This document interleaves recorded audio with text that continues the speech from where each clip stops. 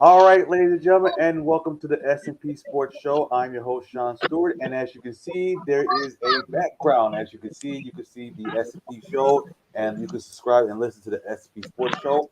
And I have my co-host, Mr. Anthony Paulis. How are you doing? It's Thursday at soccer practice. We got football tonight, week 3. Bengals wearing their silky smooth, fresh, white Bengal outfits. Oh, I hate that. Man, Shawn, what are you talking about, man? It looks disgusting.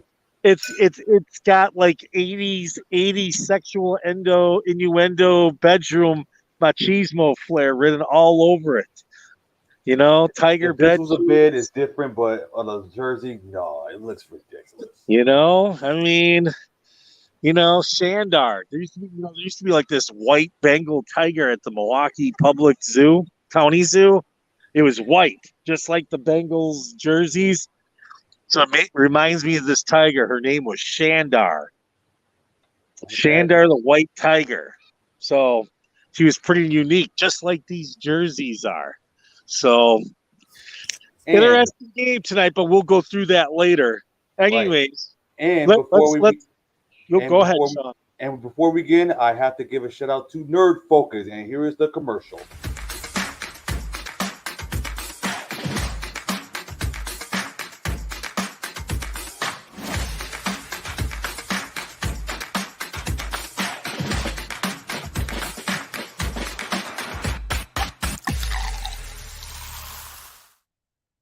All right, there we go. So now we can get started. Now we can talk some college football. So we have some great games, of course, as Michigan is going to be heading into Iowa. That's the House of Horrors, as I like to call it. Exactly, and that's a big noon kickoff for Fox. That's like haven't won there since 2005 with Mike Hart, or was that Chris Perry? No, that was Chris Perry, I believe. If I remember right, the last time we won at Iowa, I think Chris Perry was like 2. If I remember right. Chris Perry had like a 200-yard game that day, I think, if I remember that up. But I don't know if it was him or Mike Hart. Somebody had a banger day. It was like a close game. I think it was like a 3-point game, maybe 4 points, something maybe like 23-20. I mean, I might be wrong, Shawn, but it was either Hart or Chris Perry. I can't remember which one. I remember the day that Chris Perry had against Michigan State where he ran the ball like 50 times, but I can't remember. I'm pretty sure that was a Mike Hart day, 2005. But we won by 3. Okay, I was right. Wow. What was it, 23-20, something like 23-20. It was 23-20. Oh, my goodness. I actually remember the score from that's 17 years ago, and I don't have anything on me, folks. So it's just crazy memory right there. House of Horrors, we're favored by 11. The last time we played them, we blew them out on a neutral field, but This team's different. Iowa's different. The only thing that scares me is that defense. Okay, I'm not scared of the Iowa offense, but I am scared of the Iowa defense because Iowa defense has been legit so far. I mean, they're good. They're a very good defense, and if somehow we end up flopping on the road or it's bad weather and Iowa just takes up the clock and tries to run the ball and handles time of possession and does dink and dunks and somehow just racks up first downs, with 3 and 4 yard plays that add up to it, if they're going to win, it's going to be something sloppy, like 14-13, 12-10, 16-13, something sloppy. That's the only way Iowa can win this game. And you know what? And you know what? Their defense is like number 1 in scoring defense because their defense allowed like 23 points in the first 4 games of this season. Yes, they have a very good defense. That's why I'm saying. That's why I'm saying that's the only way Iowa will win is it's got to be a very low-scoring, sloppy, offensive, where we're giving up 3 and 4 yard plays, but somehow Iowa is managing first downs. 3 yards here, 4 yards there, 3 yards here. Oh, 3 plus 4 plus 3 equals 10. Or, 4th and 1s, and then they convert on all the 4th and 1s all game, Something slow and ugly like that. That's the only way they got a chance. So, I think Michigan should win the game. That's the only way Iowa can win. So we'll see. For J.J. McCarthy's first true road test game. So we'll see how that works out with him. Right. So let's get to the rest of the top 25 here. Let's do that, please. So let's start at the top. What do we got, Shawn? So we have right now. I'm looking at Georgia. They play Missouri. That's a 7:30 game. That's That's going to be a blowout because Missouri's not that good. So let's go ahead and let's move to the next game. Georgia's got that really good tight end, who's a stud, Bowers, but they didn't look all that great last week against Kent State. So, but they'll handle Missouri easily. So let's move on. Then you got second-ranked Alabama. They'll face against 20-ranked Arkansas. That's a 3:30 game. That game's at Arkansas, correct? Correct. That game's in Arkansas. Arkansas's got a chance at home, I think. They lost last week in the neutral site game against Texas A&M at Jerry World. They've got a chance if they can rebound. The offense has kind of struggled the last 2 weeks, so it has the defense. Where when they played South Carolina in the first couple games, they looked like world beaters. The last 2 weeks has been a little slower. So Arkansas played Alabama tough last year, but now they don't have Treylon Burks and some other minor pieces that they could use. Alabama probably should win that game, but I think Arkansas has a chance to win that game if some of the right things happen, especially considering if you look what happened when Texas played Alabama a couple weeks ago. Right. With some controversial calls. That should have been a safety.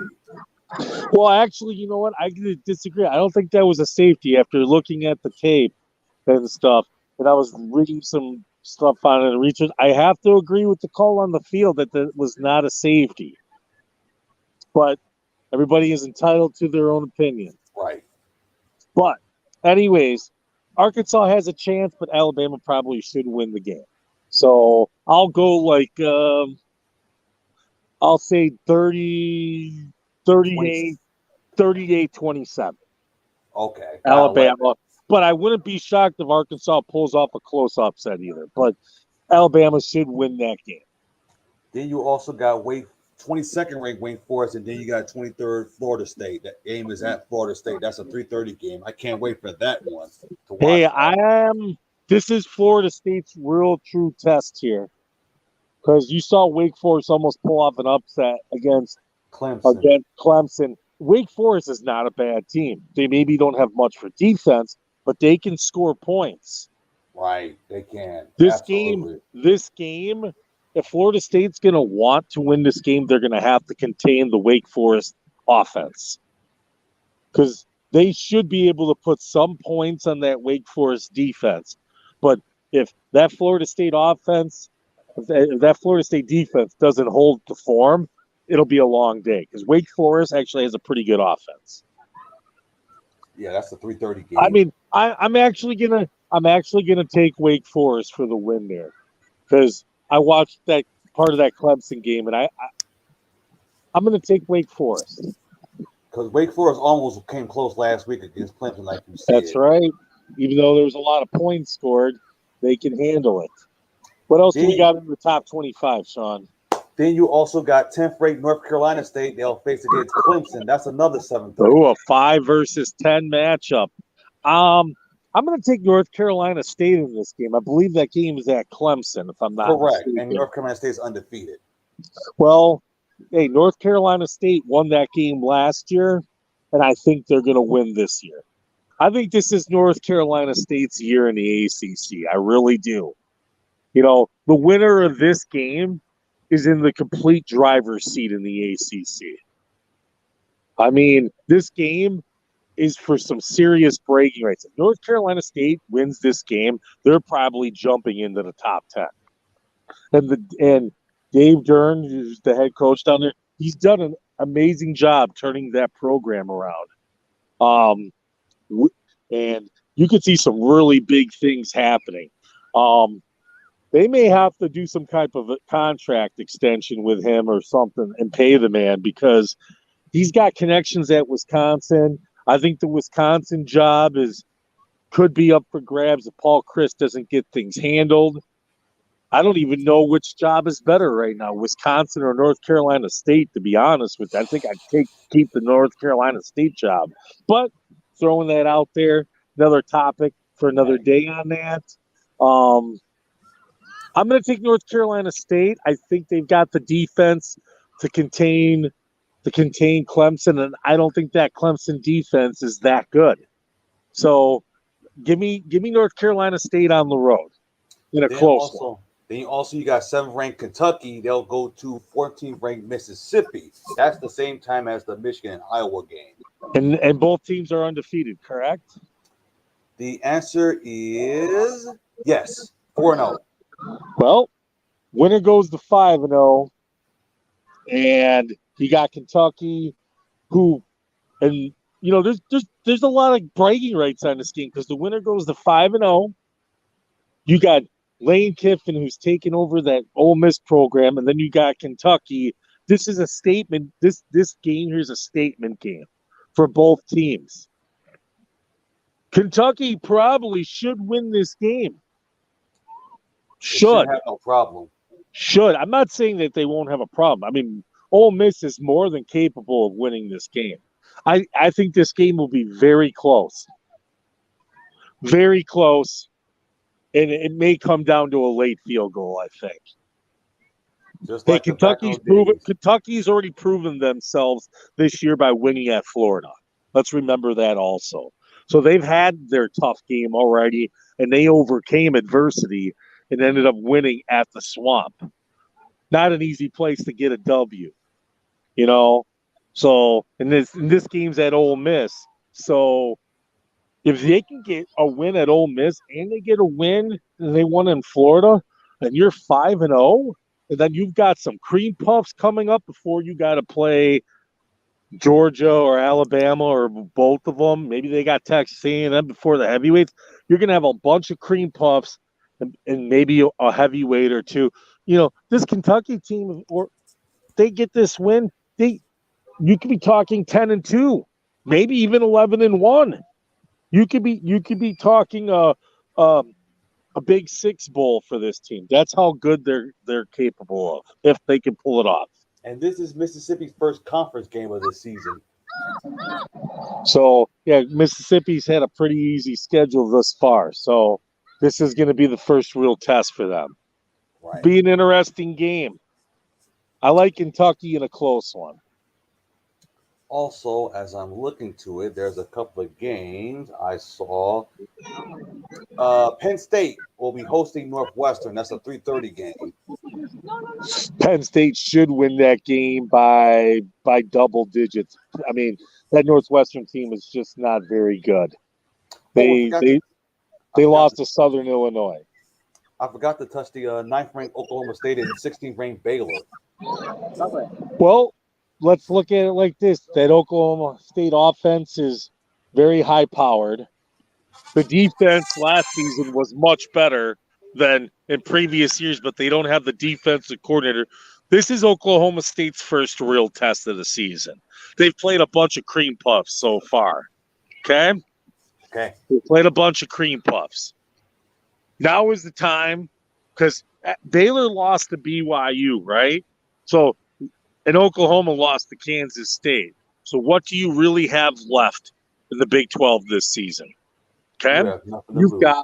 You've got Oklahoma State. Okay? And you have Kansas. And that's about it. Okay? And you know Kansas is going to lose at some point. Their quarterback's good. Love the head coach at Kansas, who probably won't be there for much longer. They're going to have to pay him something fat And I don't even know if the right job comes, if he'd even stay. So at this point, I'm going to take Oklahoma State for the win. Because if they don't win, the Big 12 is bringing nobody to the dance this year. Okay? And there's only 3 undefeated teams in that conference. Yes. That would be, Oklahoma State, Kansas, and Kansas State? So it's Kansas, Oklahoma State, and TCU. Oh, everybody knows TCU TCU has a lot. Okay. Well, TCU is going to probably get a loss somewhere along the way. They play crappy teams as well. So let's go ahead, and you know what? It's Oklahoma State or bust at this point for the conference.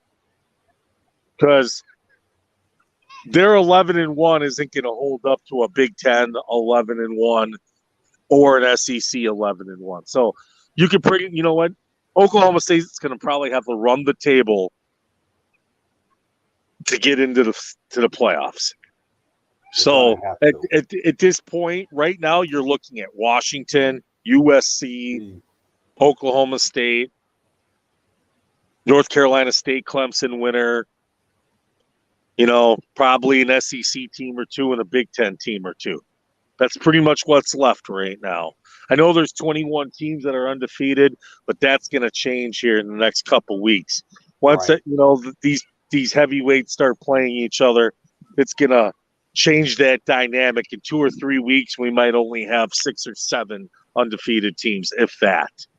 Because everybody's going to start knocking everybody off. Right. But for the Big 12 at this point, if you're the conference commissioner, you're hoping Oklahoma State runs the table. It's the only way. Let me also say this about Oklahoma, with Oklahoma losing this past week, okay? Everybody's ripping on Oklahoma and Brett Venables for all this talent. You were big favorites and you lost at Kansas State and you're way more talented. You know what? Yeah, they probably do have more talent at Oklahoma than at Kansas State. But let's also remember the USC ripped apart an elite quarterback from Oklahoma, an elite wide receiver, and a very good defensive player. That pretty much changes your dynamic. I mean, Oklahoma is good, but could you imagine if they had Caleb Williams and that wide receiver there? And I mean, the dynamic would be a lot different, I think, with Oklahoma. So, just bringing that up in regards to that dynamic there. So, anyways, what else do we got on the schedule? Then we also have, Utah, 12th ranked Utah will be hosting Oregon State. That's at 2:00. Okay, Oregon State played USC tough last week. I mean, Utah should win that game, but Utah State played USC pretty tough last weekend. Yes, they did. And I didn't mention about Ohio State facing Rutgers. That should be okay.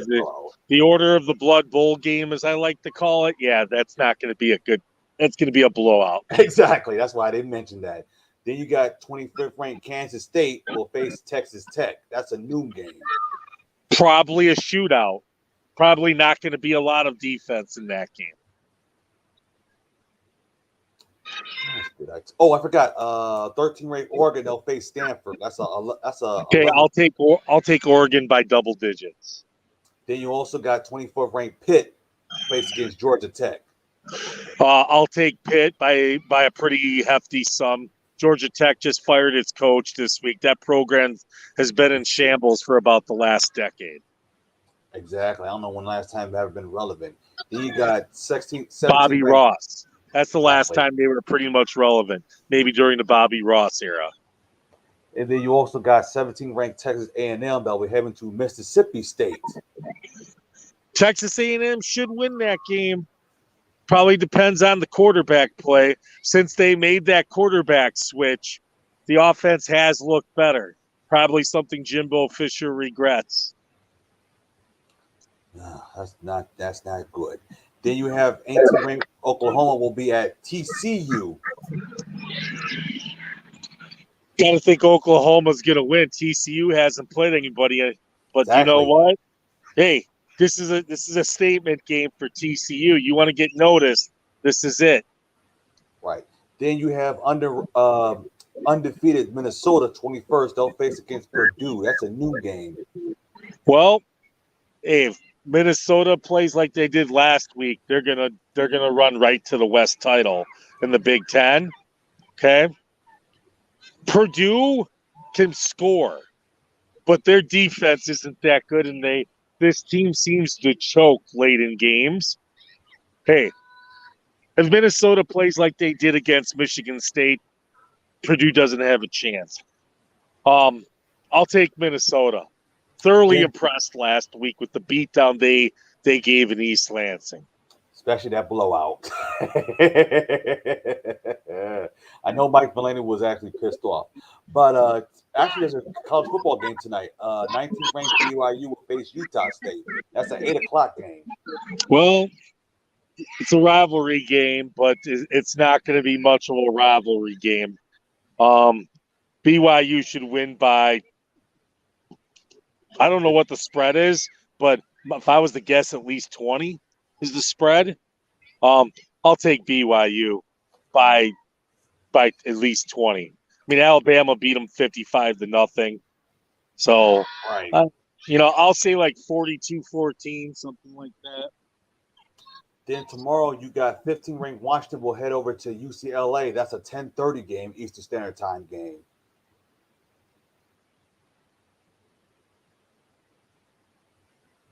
I think we may lost them. So tomorrow game for the Pac-12 is 15th ranked Washington against UCLA. That's a 10:30 game. Let me see what the spread of that game. Because since ain't nothing on TV tomorrow, might as well watch that game. Let me look at the spread of that one. And by the way, in about 3 minutes, I will have Kelly Singh. She'll be on the program to discuss about tonight's game for Thursday Night Football, including the preview of the upcoming NFL game. Oh, looks like I have. Okay, there we go. So, what was the next game on the schedule? Sorry about that, folks. No, I was saying that. I was saying that UCLA. Washington will face UCLA. 15th ranked Washington. They'll be headed to UCLA. Washington should beat the snot out of UCLA. UCLA may be undefeated, but they're probably the luckiest undefeated team left in the country this far. They shouldn't have won 2 weeks ago.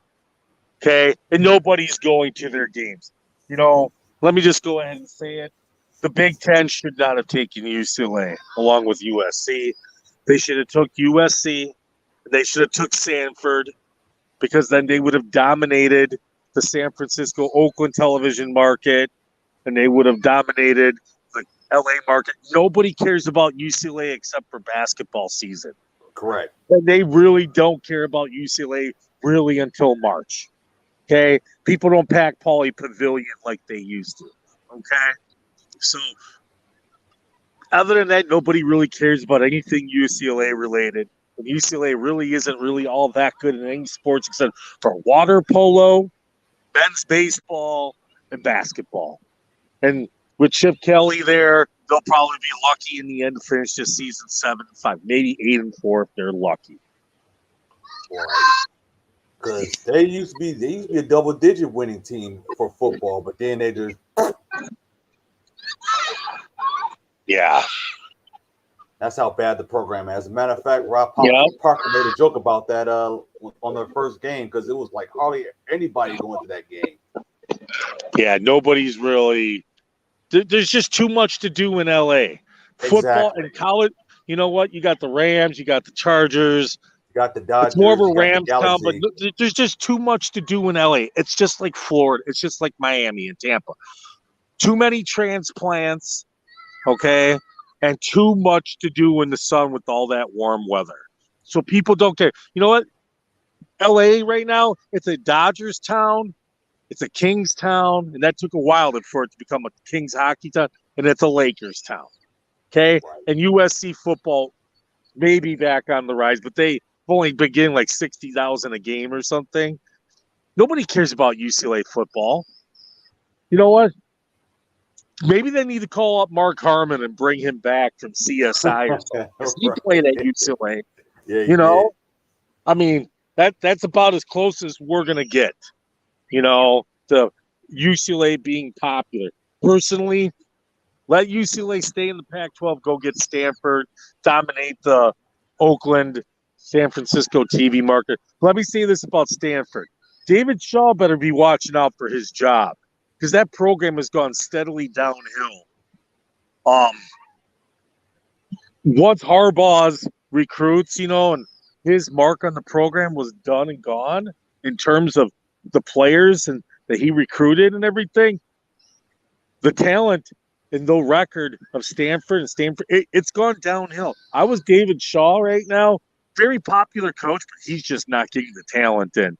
Got to think there's a little bit of a hot seat going on. Probably a similar situation like Wisconsin with Paul Chryst right now. Wow. And then also they're also a LA Galaxy town, if I'm not mistaken. Well, like I said, that's LA has two soccer teams. It's just there's just too many entertainment options in LA, and nobody cares about UCLA except for basketball. Nobody cares. Okay, USC runs the show when it comes to college football, and they still can't even draw like more than 60,000. Except maybe when UCLA is playing. Notre Dame comes to town, that game will get packed. Okay, they'll draw for Notre Dame. They draw for UCLA. That's about it. Maybe if like an undefeated Washington would roll through there. I don't know what their schedule is. Like an undefeated Washington would roll in there. Look at that one. If Washington's undefeated and has a game at USC, they could probably pack the place. Other than that, they're not packing it. There's just too much to do. And the only game that UCLA is going to pack is the USC game, if it's there this year. I don't know whose home game it is this year. It's UCLA. Okay. Well, you know what? They might get 50,000 for that game. Maybe 60 at the Rose Bowl. But as for Washington, I don't even know if they're on the USC schedule or not. No, they're not. Well, then my guess is that they got to be in the other division opposite of USC, which means they would probably meet in the Pac-12 title game, possibly both undefeated, which would be a coup for the Pac-12. If you're the Pac-12 right now, you're hoping both of those teams run the table and meet each other in the Pac-12 title game. That way you're assured of getting one team in. And looks like we do have our guest. So, ladies and gentlemen, please welcome Miss Kelly Singh to the program. As her and I and my co-host, we're going to be talking some football, including tonight as well. So, how are you doing, Kelly? Hey, thank you so much for having me. Talking my favorite things, football and sports betting. Player props as well. Especially when you do video. That's much even better. Yes.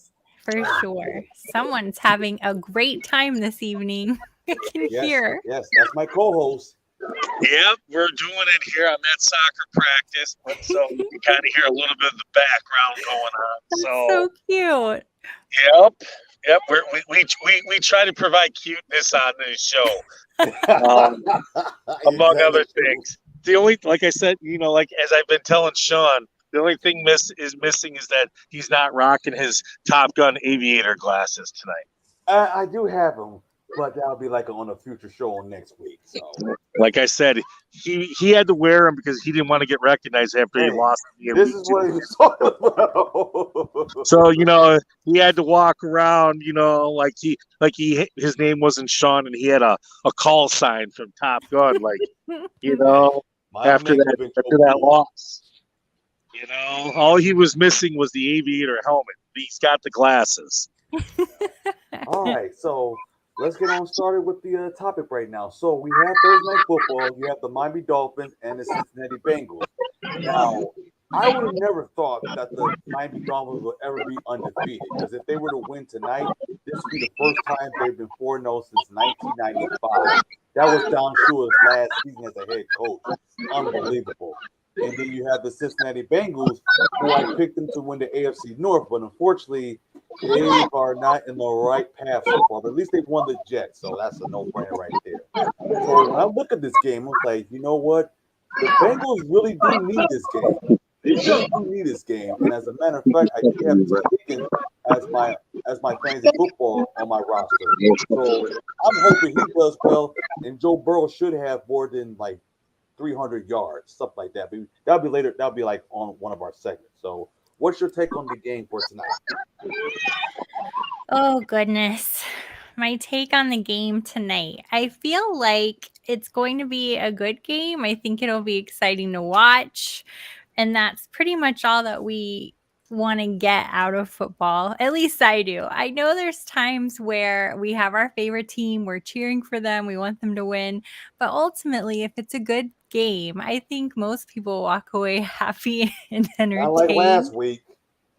Last week was not a good week for me. I told people that. People looked at me crazy. I'm like, that game was boring. I almost fell asleep in that game. There are boring games. There really are. The first week of football, I was like, what is happening here? This is so boring.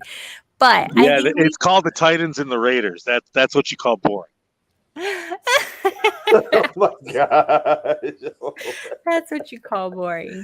I think but I think tonight, Dolphins versus Bengals is, most people at first glance might be like, oh my gosh, this is not going to be a good game. This is going to be boring.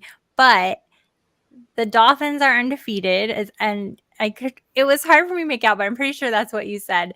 And then the Bengals, they can be a good team, and they should be a good team. They were an excellent team last year, so I don't know what's starting out rough, this year. But I would look for Joe Burrow to bounce back this week. There's no way they're going to want to be embarrassed like this. And the Dolphins have something to prove now. They want to keep up, I'm sure, this undefeated streak. However, if we know anything about sports, players will sit back and rest on their laurels if they feel like they have, gone out there and done the damn thing. So hopefully Tua is actually healthy, because that was scary and unnecessary. And 2, that they keep pushing. That's what I hope for.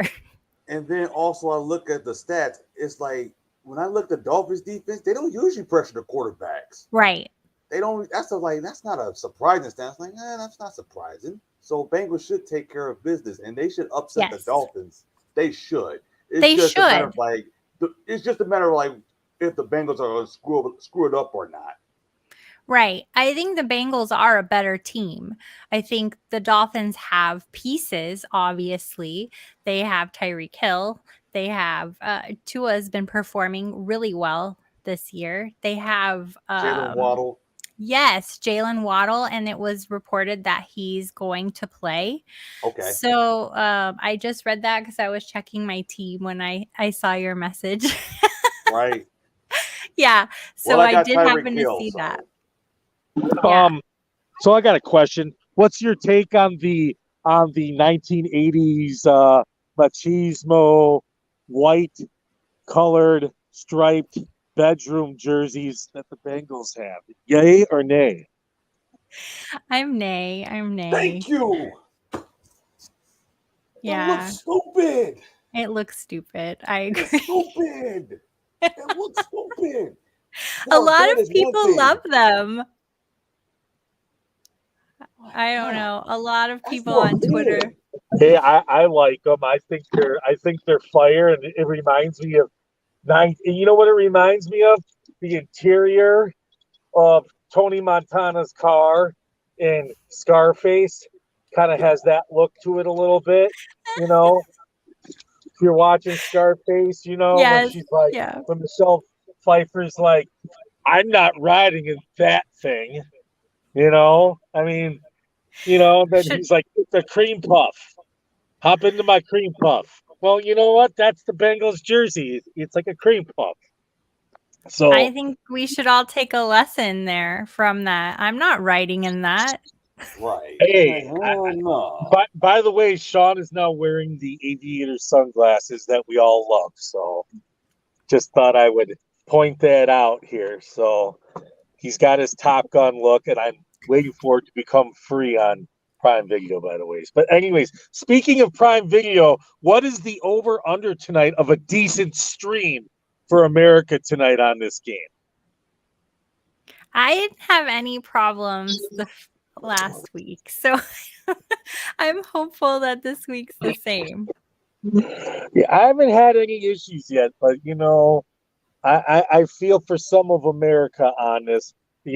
Also, I guess a lot of DirecTV subscribers had issues the first couple weeks with their streams, or actually their DirecTV satellite footage of getting the games on Sunday Ticket the first couple weeks. So, yes. But it's not like they really care, because this is their last season anyways before they get the boot, And I think the league probably won't announce who they're going with until after the season. I have a feeling. Or like doing Super Bowl.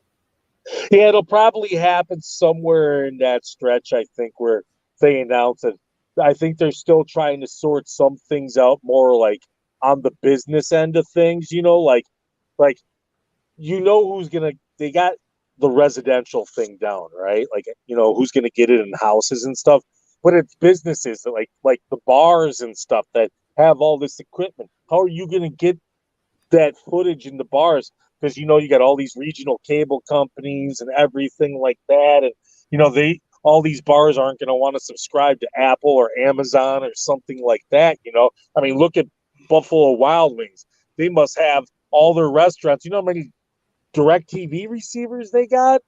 They're going to probably end up working something out with DirecTV, and whoever wins the package, where the winner ends up giving the business portion to DirecTV, I'm thinking, and then they get a cut of that goes to the businesses. So DirecTV will still get the ticket. I think it's only going to go to bars and restaurants and those things, but the residential contract, I think, is completely up for grabs. It's a really good point. I see fewer and fewer restaurants and bars that are actually able to afford the commercial license anyway. It's been a little wild this year. I'm back and forth between California and Phoenix working, and I'm trying to find a place where I can watch.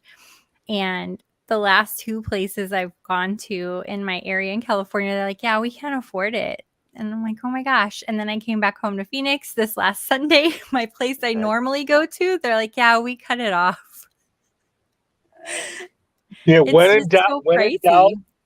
in doubt, Buffalo Wild Wings. That's what I say. Buffalo Wild Wings. Well, just go to Buffalo Wild Wings if you're in doubt. Now, for instance, right, we have a Detroit Lions fan club here in Milwaukee, okay?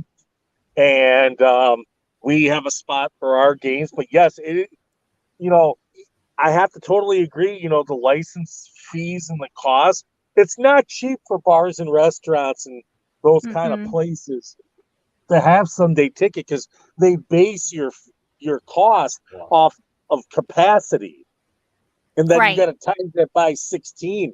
Like, I know, where we go, it has a seating capacity of 435 people, and from what I heard, it's $12,000 to have the Sunday Ticket there for the season. Goodness gracious! Yep. So they told me it was 10,000 at the place. Yeah, it's not cheap.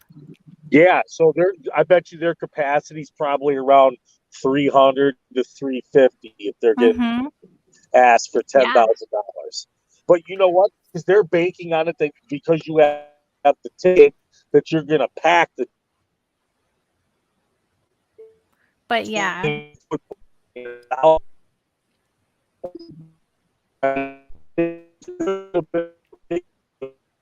Having some technical. I think it's because of a low signal. Now, what were you going to say, Kelly? I was being able to.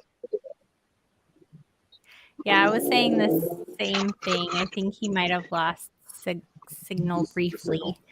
Yeah.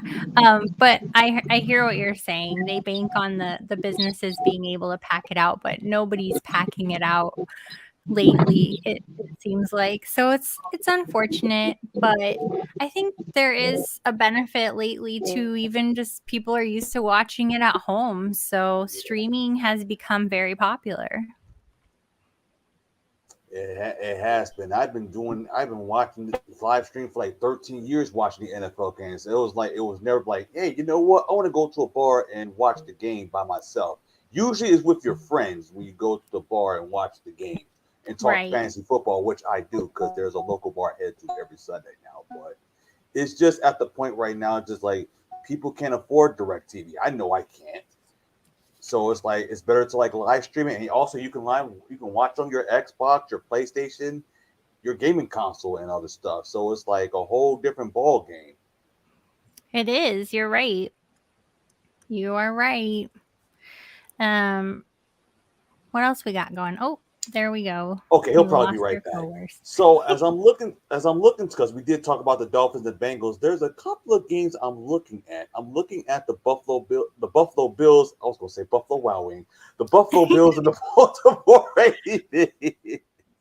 So I was not surprised, when I look at the Buffalo Bills, because the issue with the Buffalo Bills is that secondary. They can't even stop the run. And then Yep. Baltimore is, what can I say? They didn't make it to the playoffs last season, and then Lamar Jackson, they're 2-1, by the way. I wasn't surprised that Miami beat Baltimore because I said Miami was going to beat Baltimore, which I was right. So when I look at these two, because both of those teams can score offensively, there's no question about that. But it will come to the matter of who got the better defense between these two. So between those two, who would you see between Buffalo and Baltimore? Because it looks like to me with Baltimore, but it's just that secondary I'm very questioned about. I believe they're 3-point dogs this week, but I will pull for Baltimore. I think that they are just. I don't want to say they're better because Buffalo's been out there making it look easy, no doubt about it. But Baltimore is coming back to being a healthy team, and Lamar Jackson is I think Lamar Jackson's the best quarterback in the NFL. So as long as the defense holds out and proves themselves worthy, Baltimore will pull it out because I actually have the Bills as one of my defenses in one of my leagues that has a defense, and they are not poised to score many defensive points for me. Only 4 versus if I were to put the Chargers in, I would get 12 fantasy points. So I think that's very telling for Buffalo's defense if we're just looking at some of the signs and signals throughout the betting world. Maybe not so, but fantasy, I think it's telling. Oh, yes, most definitely. I can see a lot of points in score. And as a matter of fact, I do have Josh Allen as one of my quarterbacks, as a matter of fact, because he's been giving me he's giving me a lot of points. Yes. Because he is estimated to score, because it's on NFL Network, NFL.com, excuse me.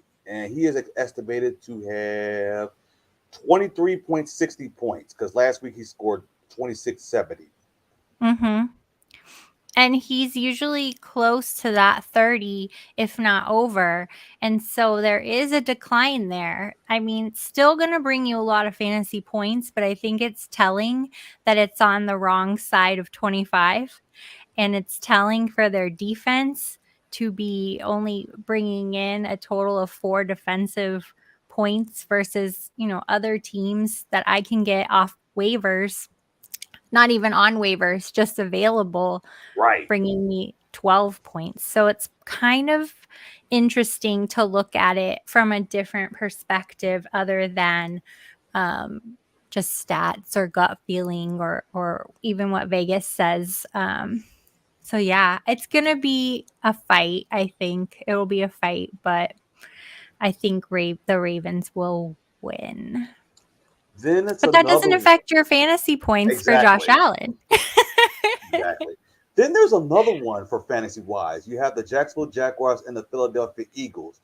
Now, I know Eagles fans, they happy that they're 3-0, but it's like you haven't played anybody yet. You haven't played any playoff teams yet. But they are the best defensive team right now in fantasy-wise and in the NFL. So I got to give them credit to that. But who would ever thought that the Jacksonville Jaguars would be first place in the AFC South, because we already know AFC South is crappy. So let's Right. not. So we don't want to get that out the way. So I'm looking at it like this. It's like Jalen Hurts. He's a phenomenal quarterback in fantasy wise because he can throw and run the football. So you should be happy about that. So is there anybody from Jacksonville in terms of fantasy that could probably be added into that lineup? Your lineup? A lot of people are actually making the swap if they don't have the right quarterback this week to Trevor Lawrence. I've seen a lot of comments about that, which I find to be really interesting. So, you know, if you're a T-Law fan, or maybe you're not a T-Law fan, but you're looking for a quarterback, that's where fantasy seems to be trending this week in this matchup if you don't already have a quarterback. But battle of the quarterbacks, Jalen Hurts obviously wins out. I'm thinking I have had a very long day, so I'm typing something really quick to make sure I Hey, don't say the hey, I wrong. got segments to do Saturday and next week. Uh, um, there we go. That's what I'm looking for. Yes. Okay. And then also the Jaguars didn't pay and acquire a ton of money for Kirk. For some reason, Christian slipped my mind. Christian Kirk. Um, Christian Kirk. They didn't pay all of that money for him to not perform. So Christian Kirk is one to watch. I think money is a motivator. Contracts are a motivator, whether people like to buy into that kind of woo-woo gut feeling kind of stuff. But yeah, I like Christian Kirk and I like Trevor Lawrence this week. I don't have him on any leagues, but in some cases I wish I did, especially in Superflex. I think that would be a great addition. Because I'm more like will have that on my SuperDraft DFS lineup when I do my segment on Saturday. Yes. You know what? I bet it's cheap. I haven't even actually looked, but Because they already got the multiplayer. They already got that. It's just a matter of like who's gonna be playing or not. So as of right now, yes. So I would say if you were going to look, actually I have a tool open. While I have my screen open, I'll just pull open the little tool here. I would say Trevor Lawrence on Super Draft projected for 22.24 points, okay. which is up there compared to other options that are probably going to be more rostered and more expensive. And by the way, ladies and gentlemen, SuperDraft is a multiplayer instead of salary cap. So just want to let you guys know Okay, that. I'm sorry. It's all right because they do have salary cap, but they do more on the multiplayer than it is with the salary cap. So they do I have need both. to take a look at that. So it's kind Hey, of, I got the link. are they a sponsor? Yes, Is- I'm actually one of the coaches. One of the coaches. Okay. You Yeah. are one of the coaches at SuperDraft. I'm learning new things every day. So Hey. SuperDraft is actually part of the tool that I use as a um, DFS expert at Team Rise or Fall. I've Okay. just never written about SuperDraft. I stick to what I know. So you know what? I'm going to check it out because I have it available to me and that's where I pulled my data from. Okay. Hey. So now you have me on a thing. So when you say multiplayer, I'm hijacking the show now. So when you say multiplayer, and I'm just putting out another brand, it Sure. starts with a U. Yes. I know what you're talking. I know what you're Okay, saying. I didn't want to like put it I out there, know. but you know what I'm talking I about. know what you're And talking there's about. not a salary cap. It's based on a draft, and you choose your team, and that is your team. I Is know that that what website. happens? It's like this. So like you get like a champion mode in terms of like who you think is going to score the most in terms of fantasy, and then the rest is like a champion and then like a co-champion, especially when it's like football, like NBA, and then you choose like the other players you think that can do well in fantasy. So it's very easy. It's very easy to explain. It seems very easy, especially for people just starting in DFS, and it sounds fun. I've been writing about another format outside of the big two because it's new and fun and different. So maybe I need to pick up SuperDraft and write some articles on Yeah. SuperDraft strategy. Yeah, and that's why I'm doing some videos about that in the near future. So hey, might as well do that. But All let's right. yeah, Yeah, so Trevor Lawrence, I think, would be an excellent pick and probably not on many people's radars. gotcha. Now here's another one. I know many people are going to talk about like the Patriots and the Packers. That'll be a later one. But the one I'm focused on is the Denver Broncos and the Las Vegas Raiders. Now we know the Raiders are not that good on defense, so let's just get Right. that out the way. But they're not a bad team because they No. have been losing close games, and people are not paying attention to that because, well, I'm an East Coast guy, so most people don't pay attention to the Raiders like that. And then I look at the Denver Broncos. They barely won against San Francisco. I will say that. But the offense, I don't want to say disappointed, but it's like they're not on the same path. No, They're not on the say same page. disappointed. Be disappointed. Because I have Russell Wilson, though. Yeah, but a lot of people thought Russell Wilson was going to save the Denver Broncos. He was going to go in there and save the day because the Broncos have weapons. They do. I mean, you have Sutton, you have Judy. They're ready, they're poised for action, and it's just fallen flat. It's been, okay, Yeah. but the offense as a whole, the team as a whole, it's just really fallen flat. And that could be our own faults for Right. Because being people so wanted Russell excited. Wilson. Right. I wanted Russell Wilson, and I drafted him because, like, when you're looking on paper, you were thinking, like, oh man, that team's going to be like the second best team in that division, and they're tied in Yeah, first place with Kansas City. exactly. Everybody thought they were going to be amazing and Seattle was going to suck. And neither of those things are necessarily true. Now let's So, get back. yeah. So now let's go to the 425 game, the Patriots and the Packers. Now I do see the Packers winning that game. I will say that. Hmm. I'll be the first Yeah. one to say that. But when I look at the Patriots, I mean, you talk about how bad of a team. I feel like when you lost Josh McDaniels as your offensive coordinator, that took a really toll on that offense. If you noticed about that, and then you also look at the wide receiver core for New England. That's not even good. And then Mac Jones, I don't want to say that's another word I want to say decreased. He hasn't been the same since his rookie season. I'll just put it like that. Hmm. But it just seems like since Josh McDaniel left, that team is like that offense is like not too good. And Yeah. this could be a long day for the Patriots at Lambeau. I can see that. Yep, I agree with you 100%. It's actually a shame because they do have talent on their team. I feel like they're all just like right on the edge of glory. You've got Ramondre Stevens, who's a very talented player, just waiting to burst out, you know.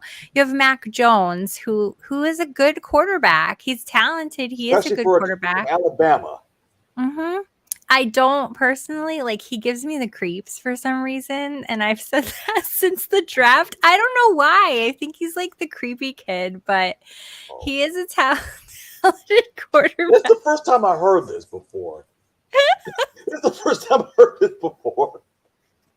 He has a weird vibe to me. I don't know what it is. It's all right. But I do think he's a talented quarterback. I think he's a kind of a baby though. He needs to mature. He needs to suck it up a little bit. He needs to, yeah, I think mature is the best word, but I do think they're going to lose, Right. sadly. Exactly. It's a couple of games I'm looking at the Chiefs and the Buccaneers. Now, I wasn't surprised that the Chiefs were going to lose that game because the Colts really did win. The Colts really needed to win that game. And then if you look at the Right. stats for the Colts defense, they're not really that bad in the previous years. I will say that people don't pay attention to that part. But one thing I noticed about the Chiefs, and ever since Tyreek Hill, they really don't miss them that much. to be honest with you. And then you had a Buccaneers team. I had Cole Beasley on my lineup. I thought he was going to do something, but apparently he was not that good last week against the Packers. So I'm looking at this. This game is at Tampa, so this is like a must win for the Buccaneers because they should win that NFC South because I did pick to win that division. But it's just like, will that will the wide receiver core will be better than it was last week? I'm not worried about the Chiefs, but it's just like is the Buccaneers going to be a better team like they did in the previous years, and what's that wide receiver core? Because it's not looking too good for Tampa with their wide receiver core. Not looking Right. good. It's not. It's not looking good. It feels a bit disjointed. They're not quite all there.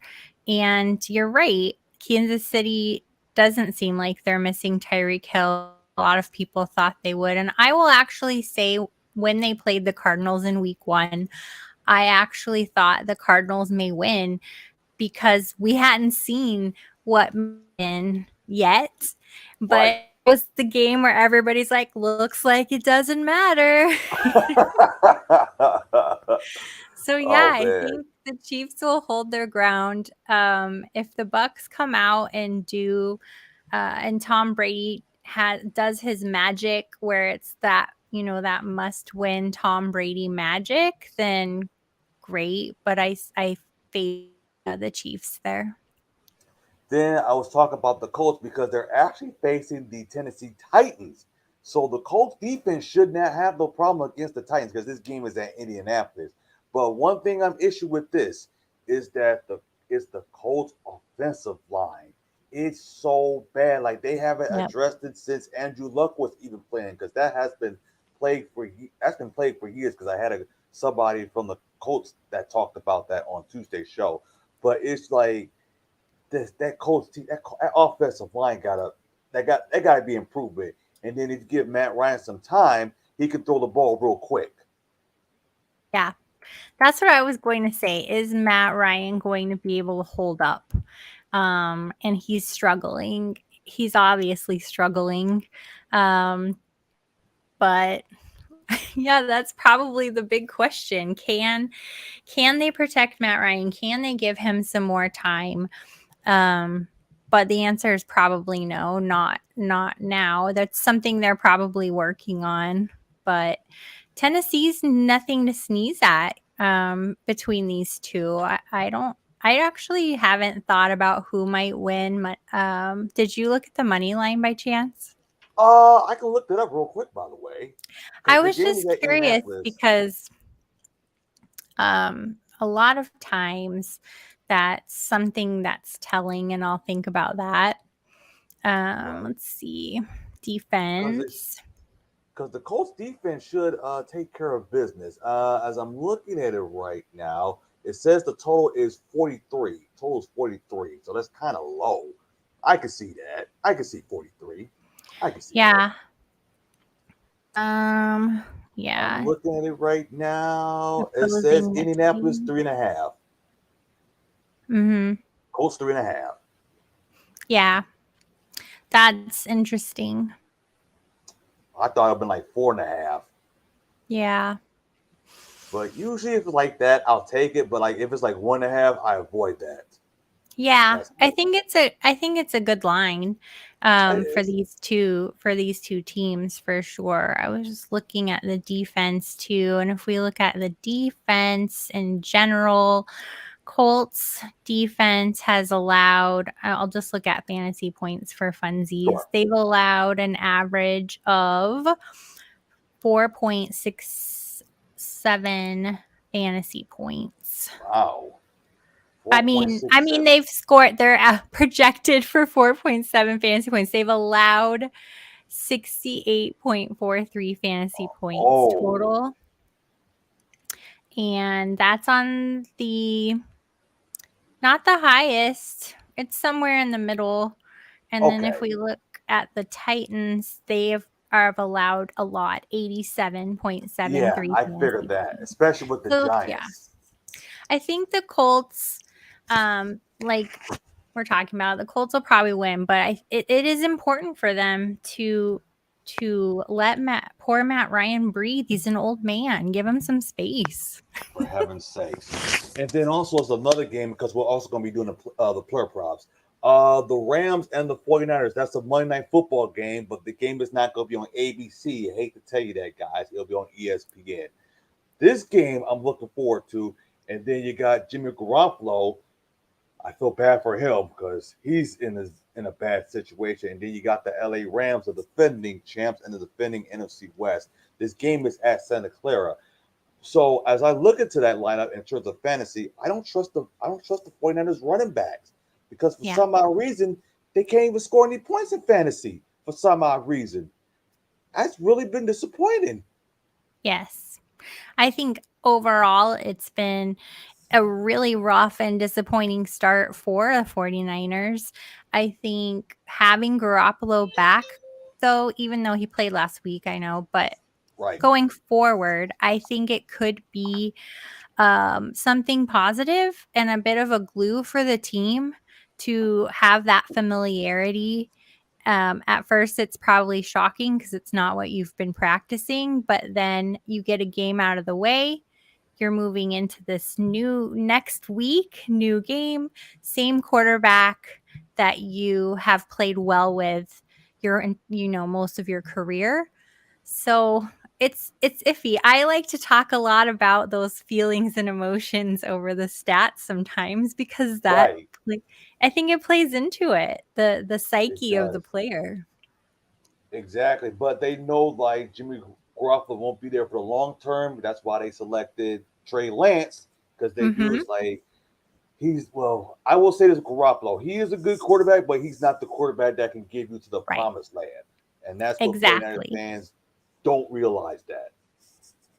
Yeah, I think you're right. And that's why they picked up Trey Lance. But since Trey Lance is out and injured and we have Garoppolo there filling in, it gives the team a sense of stability, I think, at least as they're trying to move through the rest of the season. But you're right. There's a lot lacking, especially in the running back room for that team.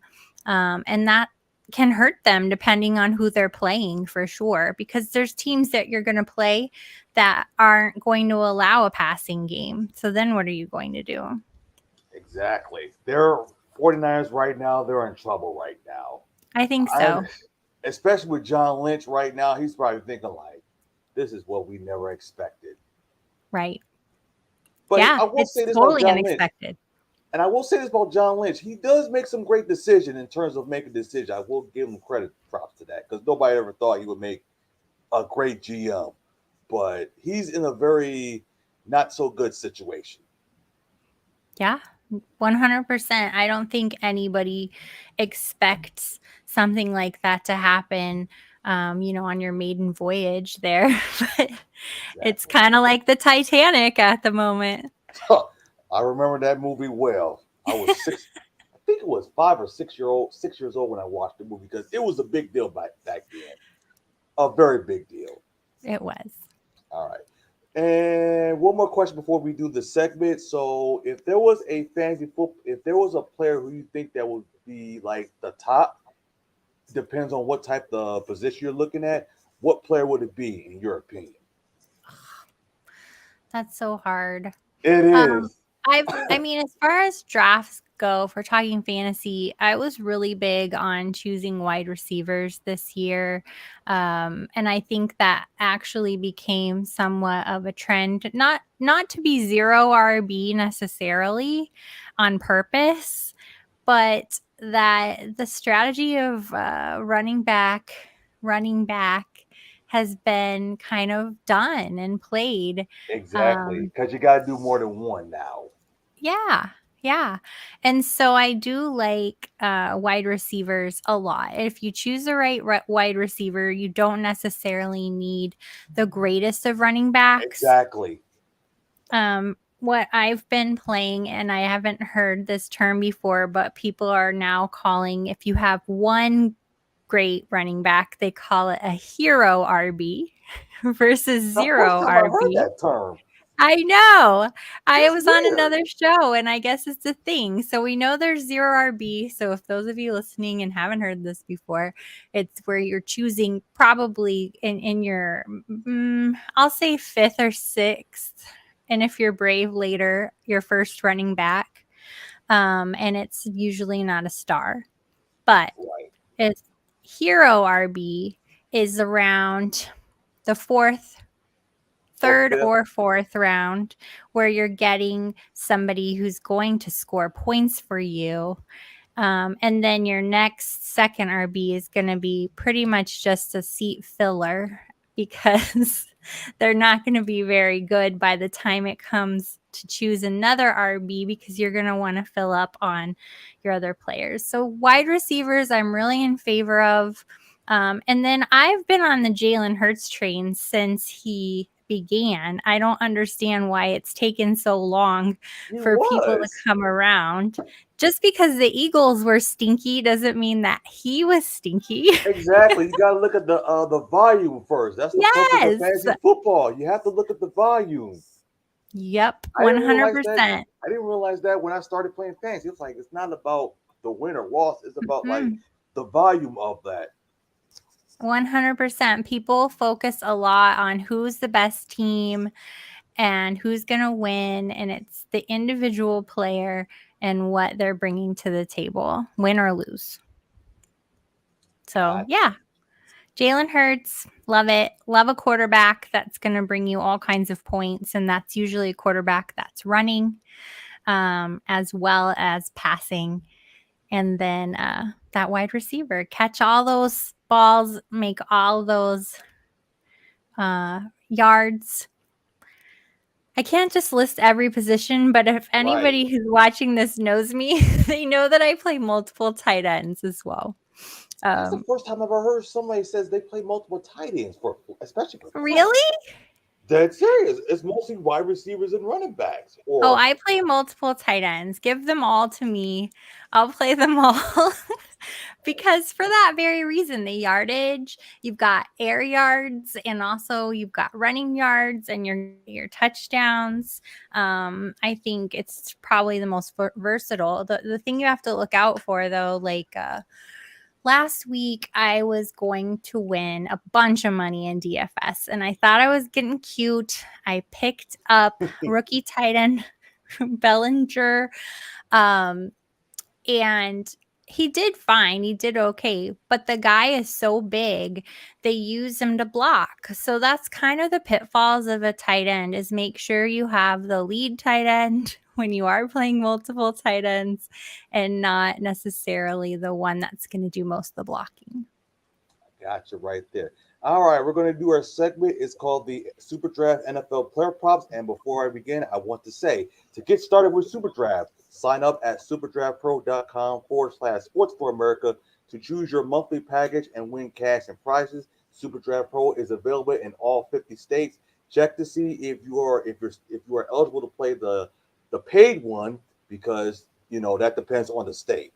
So just want to throw it out there.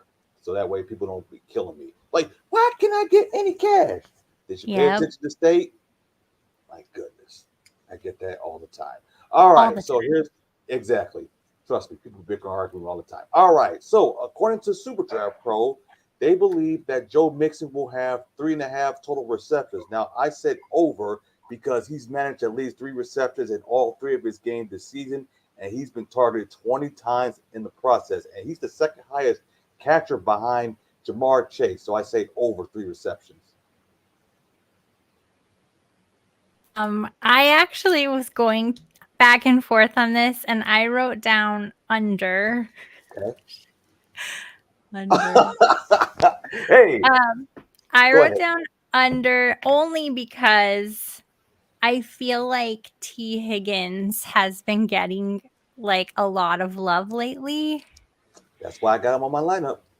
So I went with the under, but 3 is it's just 3, right? It's Three not and a 3 and half. okay, 3.5. Then I'm definitely feeling comfortable with my under. Okay. Here's another one. Joe Burrow, 277.5 passing yards. I said over on that one because I did mention before that the Dolphins pressured their quarterback like 13.3% of the time, which is like the third lowest mark in the league. And he has thrown 272 or more in 2 out of the 3 games and only falls short against my Cowboys that applied to like the second highest QB pressure, which is like a 37.2. So I said over on that one. Yeah. I like Joe Burrow as well. I think, oh gosh, this is the only one I didn't answer. But since you said those stats, I'm going to go with the over with you as well, He because should that's have no problem. promising. It's promising, yes. He should have no problem. I was just looking at projections on fantasy scoring, and it's not like super thrilling and exciting, but Weird. maybe that just means he's going to get his passing yards in, but there won't be many touchdowns. We'll go Gotcha. with that. Gotcha. The next one, T. Higgins, 67.5 receiving yards. Now, as I look into this one, I said over on this one because the Dolphins have surrendered like the second most passing yards, and they're at the 11th most receiving yards across the first 3 games of the season. And I looked at Higgins because he's commanded like a 24% target since across the past 2 games. That's like not bad. So I do see this as an over 66.5. Yes, I agree with you. I have the over for 66.5, but I wrote it will be close. Ish. It's gonna We'll be be close. like this. Like 68, 70 type. Okay. The next one, Raheem Mozart. Did I say his last name right? Mostert. Oh, Mostert. Okay, I didn't know how to say his last name. They believe he will have 38.5 rushing yards. I said this as an over as well because he has had more carries than Chase Edmonds out of Miami backfield. So both of those running backs were very efficient for Buffalo. And I was looking at it because he averaged of only like 71 yards per game. And I see this as over one. Yeah, I'm looking at my data here too. I see this one as over as well. It's always the 0.5 that makes me so grumpy, but they put it in there for a reason. Exactly. Um, To make it more difficult. Making it more difficult. He does get more touches than a lot of running backs of his caliber, I'll say, in his tier. So I could see that going over. That's not a very high number. Now, this one I'm really scared of. Chase Edmonds, 34.5 rushing yards. Now, I recommend anybody right now that's listening, I would recommend you not having any running backs for Miami. I really don't. Because he is going to be facing a Bengals team that is eighth ranked in run defense. And he did have that big touchdown game on Sunday because he only played snaps to Raheem Mozart 24. And he also ran for 13 routes and had 18 carries, while Edmund had like 8 routes and 6 carries. So Mozart is still leading, by the way. So I see this as an under. I believe Miami's running game will be trash. It's gonna be trash. It's going to be trash. It's so few yards that it's hard to stay away from, especially when you know what they paid, to get him there, which isn't always the same thing. He gets around the same touches as Mostert does in general. Why do I have to be wishy-washy on this one That's too? why I said under this one. I can't see this over. And this is at Cincinnati. Now, if this was in Miami, I would say over, but it's like, I gotta go under in this one. I gotta go under. Edmonds. I'm gonna go over on this one. It's the Ooh. Raheem Mostert one scares me more, and the only reason I'm gonna say over is because I'm looking at projected points, and while they're very close, Chase Edmonds is projected to bring more fantasy points than Mostert, and Ah, I'm just going, that is my logic. So those of you okay. who are listening, if you're trying to make a decision, that's what it came down to for me. Wow, but yeah, this one that Chase Edmonds really scares me. It really is scares scary me. It's against scary Cincinnati. I think so too. against a eighth ranked running defense. It's scary. It's scary. I'm just And juju checking some and different. Yeah. and by the way, since you are watching this on Facebook, YouTube, and Twitch, you can catch the audio version of this podcast on Stitcher, Google Podcasts, Spotify, iHeartRadio, TuneIn, and Apple Podcasts, as you can see on the background if you're watching on video. So I made that since yesterday. So I thought it was difficult to make the background, but apparently it wasn't. I just had to correct the size of it, which is a pain in the neck at times, depending on what you want. You know what I mean? So we will see you. So me and my co-host will see you guys on Tuesday night at 8 and 9 because it's about to be October anyway, because baseball season is about to come up for playoffs. Just forgot about that. I know it's fast. It's fast. And hockey's starting Yes, exactly. Well, I wonder when this hockey season started. October 10th. October 10th. Preseason's already started. Wow. Wow. Just ended, right? Yeah, you just said it now because it's been so quiet. Because I'm so used to NBC doing it, but I forgot is ESPN and TNT's doing it. Forgot about that. And ESPN's not doing it because they're doing college football. So go figure with that. All right, so we will see you guys Tuesday. Me and my co-host will see you guys and take care. So bye-bye. All right, so let me end this broadcast.